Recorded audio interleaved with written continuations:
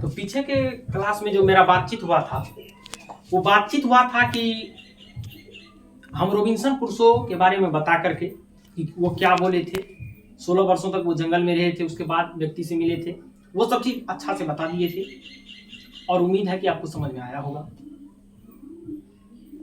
और उसके बाद हम बेन जॉनसन, एक व्यक्ति का नाम आया था बेन जॉनसन, जो कि आपको हम बोले थे कि यहाँ 4 व्यक्ति का नाम आएगा, Robinson Crusoe, Friday, Ben Jonson और एडिसन। तो ये 4 व्यक्ति में से रॉबिन्सन क्रूसो और फ्राइडे एक मध्य के व्यक्ति हैं। रॉबिन्सन क्रूसो 16 वर्षों तक जंगल में रहकर के फ्राइडे से मिले थे, और बेन जॉनसन जो थे, बेन जॉनसन और एडिसन, ये दोनों मिलकर बातचीत के संबंध में कुछ सिद्धांत दिए हुए थे। तो हम बेन जॉनसन का सिद्धांत आपको कल बताए हुए थे कि बेन जॉनसन बातचीत के संबंध में क्या बताए। आपको हम बताए थे कि बेन जॉनसन का यह मानना था कि मनुष्य के बोलने से ही उनके असली स्वरूप के बारे में पता चलता है। जब तक मनुष्य नहीं बोलता है तब तक उसके असली स्वरूप के बारे में पता हम लोगों को नहीं चलता है। तो बोलने से ही मनुष्य के असली स्वरूप के बारे में पता चलता है। तो आज हम लोग एक दूसरे वहां से आगे की ओर पढ़ना स्टार्ट करते हैं और उम्मीद है कि समझ में आप लोगों को बिल्कुल आएगी। चलिए आगे चलते हैं। सच है, जब तक मनुष्य बोलता नहीं है तब तक उसका गुण दोष प्रकट नहीं होता है। बेन जॉनसन का यह कहना है कि बोलने से ही मनुष्य का साक्षात्कार होता है। बहुत ही उचित जानना। अब आपको बताए थे कल कि बेन जॉनसन जो बातचीत के संबंध में कुछ बताए थे, तो बेन जॉनसन का यह कहना था कि मनुष्य जब तक नहीं बोलेगा तब तक बिना बोले हम किसी मनुष्य के बारे में नहीं जान सकते हैं वो कैसा प्रवृत्ति का व्यक्ति है, अच्छा है, गलत है, शांत है, गुस्सा प्रवृत्ति का व्यक्ति है, या चोर है कि साधु है, किस तरह का व्यक्ति है, हम बिना किसी व्यक्ति के बोलने से बिना हम नहीं समझ सकते हैं कि व्यक्ति किस तरह का है। ये हम कल अच्छा से आपको समझाए हुए थे। तो ये मत किसका था बातचीत के संबंध में? तो बेन जॉनसन का था। चलिए इसके आगे चलते हैं। इस बातचीत की समय और आपको हम बता दें कि आज से हम वीडियो थोड़ा हल्का फास्ट ले चलेंगे। शुरू में था थोड़ा धीरे चल रहा था, धीरे हल्का फास्ट करेंगे। इतना करेंगे कि आपको समझ में वीडियो फुली आएगा। उतना धीरे चलने से फिर सिलेबस पीछे हो सकता है। इस बातचीत की सीमा 2 से लेकर वहां तक रखी जा सकती है जहां तक उनकी जमात, मीटिंग या सभा न समझ ली जाए। एडिसन का मत है कि असल बातचीत सिर्फ 2 व्यक्तियों में हो सकती है, जिसका तात्पर्य हुआ कि जब 2 आदमी होते हैं तभी अपना दिल एक दूसरे के सामने खोलते हैं।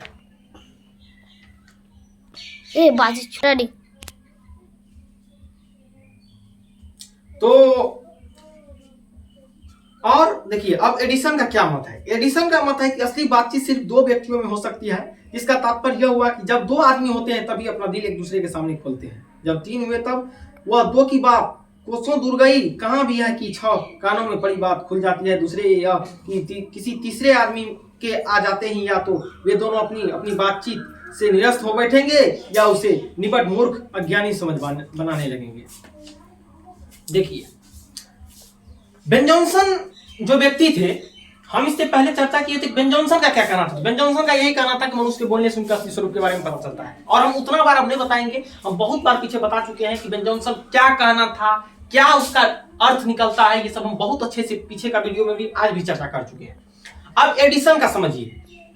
एडिसन का यह मानना है कि ये बातचीत जो होती है, ये बातचीत वास्तव में ढंग का बातचीत सिर्फ 2 व्यक्तियों के बीच ही होता है। ये किनका मानना है? तो ये एडिसन का मानना है। देखिए अभी तक 4 व्यक्ति का नाम आया, Robinson Crusoe, Friday, Ben Jonson. 3 का आया है और चौथा एडिसन का नाम आ गया है। अब नाम नहीं आएगा। तो ये आपको बता दें कि एडिसन का जो मानना है, इनका मानना है कि बातचीत जो होता है ये 2 व्यक्ति के बीच ही होता है।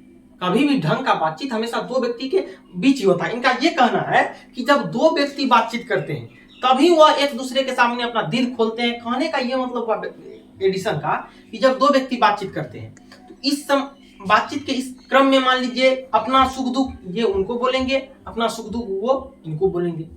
और एडिसन का ये कहना है कि अगर कोई इन बीच में तीसरा व्यक्ति आ गया तो ये 2 व्यक्ति उनको या तो मूर्ख बनाने लगते हैं या चुप से अपना बात बंद कर देते हैं। जैसे गांव घर में आप देखे होंगे, गांव घर में से होता है, 2 व्यक्ति बातचीत कर रहे हैं, गुप्त बात कर रहे हैं, 2 लड़का से आजकल बातचीत करते रहता है।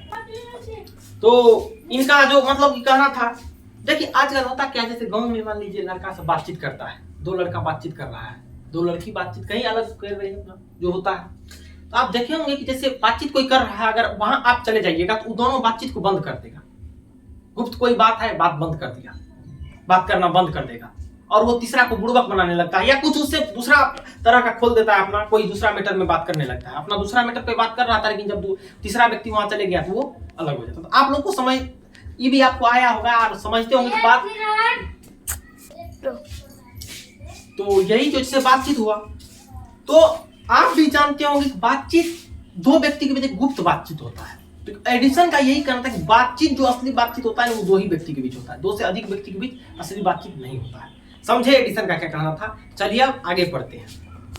बेन जॉनसन क्या कहे? बेन जॉनसन का ये कहना था, फिर से हम कर देते हैं। बेन जॉनसन का ये कहना था कि मनुष्य के बोलने से ही उनके असली स्वरूप के बारे में पता चलता है। जबकि एडिसन का क्या कहना था? एडिसन का कहना था कि बातचीत जो हमेशा होता है कितने व्यक्ति के बीच? दो के बीच। तीसरा अगर आ गया तो बातचीत वहां बंद हो जाएगा, वो असली बातचीत नहीं हुआ। ये किनका मानना था? तो ये एडिसन का मानना था। बेन जॉनसन और एडिसन बातचीत के संबंध में कुछ सिद्धांत दिए थे, अपना अपना राय दिए थे, आपको बता दिया गया है। रॉबिन्सन क्रूसो जंगल से संबंधित बात था कि वो 16 साल तक जंगल में रहे, उसके बाद जब निकले तो फ्राइडे के मुंह से पहला बात सुने, ये आपको बता दिया गया था पीछे के क्लास में। आगे हम फास्ट में चलते हैं, देखिए सुनते चलिए।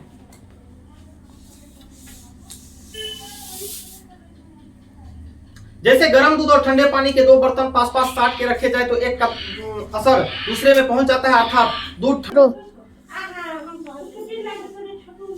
जैसे गर्म दूध और ठंडे पानी के दो बर्तन पास पास साट के रखे जाए तो एक का असर दूसरे में पहुंच जाता है, अर्थात दूध ठंडा हो जाता है और पानी गर्म। वैसे ही दो आदमी पास बैठे हो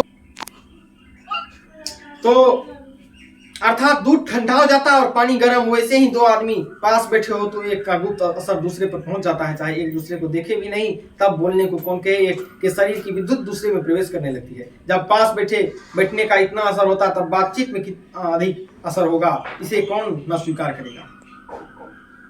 यही कहना है, इसमें बहुत खास चीज नहीं है कि वही बातचीत का यहाँ थोड़ा बताया गया है प्रभाव की। बातचीत में इतना प्रभाव है, जैसे व्यक्ति पास पास बैठा है तो जैसे करंट नहीं होता है कि पॉजिटिव से निकल टर्मिनल, निगेटिव टर्मिनल आपस में अट्रैक्ट हो जाता है, उसी तरह कहने का मतलब दो आदमी यहाँ बैठे हुए हैं तो बातचीत का कुछ ना कुछ असर दोनों में हो जाता है। यही सब बताएगा, बहुत इंपॉर्टेंट ये सब चीज नहीं है।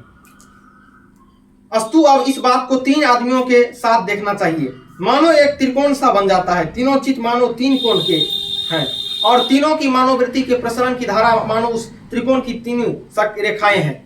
गुपचुप असर तो उन तीनों में परस्पर होता है ही है। जो बातचीत तीन में की गई वह मानो अंगूठी में नग सी जड़ जाती है।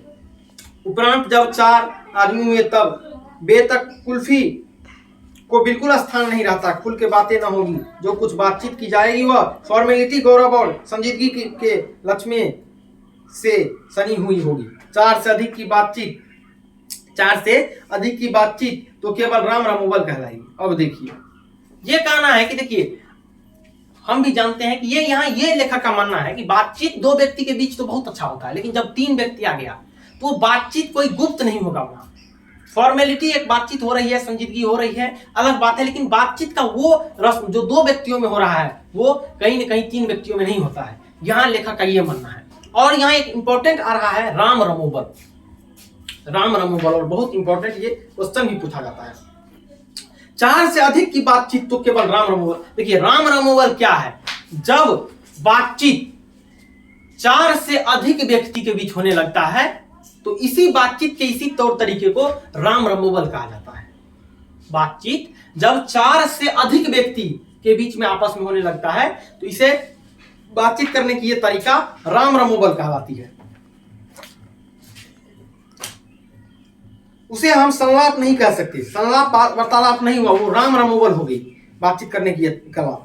इस बातचीत के अनेक भेद हैं। दो बुड्ढों की बातचीत प्राय जमाने की संकेत। अब देखिए अब यहां से आगे क्या होगा, अब समझिए। यहां समझ गया चार से अधिक व्यक्ति के बीच बातचीत होगा तो राम रमोबल कहलाएगा। ऑब्जेक्टिव में भी आता है, कभी कभी क्वेश्चन सब्जेक्टिव में आता है, तो लिखाते टाइम आपको अच्छा से लिखा दिया जाएगा। राम रमोबल ये कहेंगे यह बातचीत करने की एक विशेष शैली है जिसमें बातचीत दो अथवा तीन अथवा चार व्यक्तियों के बीच न होकर चार से अधिक व्यक्तियों के बीच होता है। अर्थात बातचीत करने की यह कला शैली बहुत आनंदमय होती है। ये सब लिख देंगे। इस संलाप, इसे बातचीत करने की इस कला शैली को संलाप नहीं माना गया है, ये सब थोड़ा मोड़ा लिख देंगे, हो जाएगा। और यहाँ अब देखिए आगे अब चैप्टर में जो बात किया जाएगा, क्वेश्चन आंसर जब डिस्कशन होगा, आपको क्वेश्चन जो बताया जाएगा, जैसे अगर हमें वाक शक्ति न होती तो क्या होता है, ये देखिए क्वेश्चन बन रहा है। बातचीत के संबंध में देखिए बेन जॉनसन और एडिसन का क्या विचार है बताए हैं अभी। आर्ट ऑफ कन्वर्सेशन आगे बताएंगे। मनुष्य की बातचीत का उत्तम तरीका क्या हो सकता है बताएंगे आगे चैप्टर में है। तो देखिए, तो यहाँ अब देखिए, अब यहाँ जो होगा, अब बातचीत का यहाँ से सेकेंड एक स्टेप स्टार्ट हो रहा है। यहाँ पर अब देखिए, यहाँ आगे अब आएगा दो बुढ़ों के बीच का बातचीत, दो बुढ़िया के बीच का बातचीत, दो नौजवान युवक के बीच का बातचीत, दो नौजवान युवती के बीच का बातचीत, यही सब अब आएगा। कौन क्या बातचीत करते हैं यही सब पूछा जाएगा, जो कि उतना इंपॉर्टेंट नहीं है, इसको सुनते चलना है, नॉर्मली समझते चलना है। इंपॉर्टेंट टॉपिक हल्का और आगे है, एक दो ठो तीन ठो, और पीछे था बीच में, ये सब एक थ्योरिकल टाइप में है, ज्यादा इंपॉर्टेंट टॉपिक नहीं है।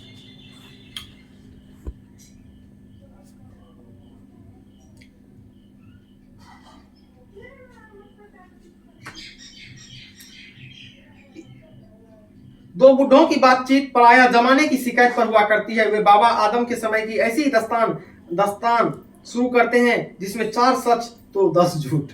एक बार उनकी बातचीत का घोड़ा छूट जाना चाहिए, पैरों बीत जाने पर भी अंत न होगा। प्रायः अंग्रेजी राज प्रदेश और पुराने समय की रीति नीति का अनुमोदन और इस समय के सब भांति लायक नौजवानों की निंदा उनकी बातचीत का मुख्य प्रकार होगा। पढ़े लिखे हुए तो शेक्सपियर, मिल्टन, मील और स्पेंसर जीव पर नचा करेंगे। अपनी लिकायत के नशे में चूर हम चुनी दिगरे नेस्त अखड़पन की चर्चा छेड़ेंगे। देखिए, यहाँ दो बुढ़ा के बीच की बातचीत में ये बताया गया है कि जब दो बूढ़े व्यक्ति आपस में बातचीत करते हैं तो देखिए वो क्या करेंगे। दो बूढ़े व्यक्ति जब वास्तव में हमारे गांव में आपस में बातचीत करेंगे तो वो देखिए करते क्या है। वो ऐसे बोलेंगे कि हम जब उस समय में थे तो हमारे समयों में हम ये कर डालते थे, हम वो कर डालते थे, हम ऐसे कर देते थे, हम इतना वजन उठा के वहां फेंक देते थे, हम ये करते थे। मतलब खुद को एक महापुरुष साबित करने का वो कोशिश करेंगे अभी के समय के बूढ़े जो है। और जहां लेखक का भी ये कहना है कि दो बुढ़ों के बीच का जो बातचीत है ना, वो जमाने का बातचीत करेंगे। पुराने समय के बहुत कुछ से कुछ, मान लीजिए पुराने समय के रामायण के कुछ पॉइंट उठा लेंगे, महाभारत से कुछ पॉइंट उठा लेंगे, अपने समय में बड़े बड़े वीर की तरह बात लेंगे, हम ये कर दिए, हम वो कर दिए। और वो हमेशा आज के नौजवान को नालायक साबित करेंगे कि आज का नौजवान नालायक है, ये कुछ नहीं कर रहा है, इधर से उधर करते रहता है, ऐसे है वैसे है, हम लोग ऐसे करते थे उस समय में। तो यही इसमें मेन बताया गया है कि आज के जो पढ़े लिखे मान लीजिए बुजुर्ग हैं, तो वो पढ़े लिखे बुजुर्ग क्या करेंगे, विलियम शेक्सपियर जो कि इंग्लिश में आपको आएगा, अच्छा इंग्लिश के हैं, तो उन सब के बारे में बोलेंगे, बड़े बड़े वैज्ञानिक के बारे में बोलेंगे, अच्छे मोटिवेट पर्सन के बारे में बोलेंगे। तो ये सब वो करेंगे। तो बूढ़ा का बातचीत में ये बताया गया है कि बूढ़े व्यक्ति जो बातचीत करते तो आजकल के नौजवानों को गलत साबित करते हैं, नीचे साबित करने लगे हैं, खुद को नीचे साबित करने, यही होता है। अब चलिए, अब हम सहेलियों की बातचीत, दो हम सहेलियों की बातचीत का कुछ जायका ही निराला है। रस का समुद्र मानो उमड़ चला आ रहा है, इसका पूरा स्वाद उन्हीं से पूछना चाहिए जिन्हें ऐसों की रस सुनी बात सुनने को कभी भाग्य लड़ा है। देखिए, अब सहेली के बूढ़ों के बीच का बातचीत समझ गए आप कि वो आजकल के नौजवानों को नीचे दिखाने का कोशिश करेंगे, खुद ऊपर होने का कोशिश करेंगे। और अब इससे आगे जो अब बताया जा रहा है, दो हम जोड़ी सहेलियों के बीच का बातचीत बताया जा रहा है। लेखक का ये कहना है कि जब दो हम जोड़ी सहेली, दो लड़की बातचीत करती है तो वो इनका कहना है कि मानो रस का समुद्र बिखर गया हो। मतलब वो थोड़ा अपना कहने का मतलब मिठास बात करेंगे।